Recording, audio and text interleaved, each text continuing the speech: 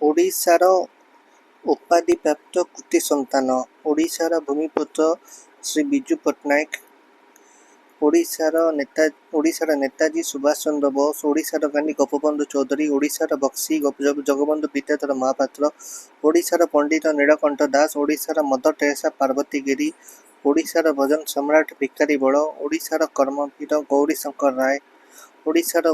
ଓଡ଼ିଶାର ଉତ୍କଳ ଭୀମ ପଦ୍ମଚରଣ ପଟ୍ଟନାୟକ। ଓଡ଼ିଶାର ଉତ୍କଳ ବିଶ୍ୱନାଥ ମିଶ୍ର। ଉତ୍କଳ ରତ୍ନ ହେଉଛନ୍ତି ବିଶ୍ୱନାଥ ମିଶ୍ର। ଓଡ଼ିଶାର ଉତ୍କଳ ଭାରତୀ ହେଉଛନ୍ତି କୁନ୍ତଳା କୁମାରୀ ସାବତ।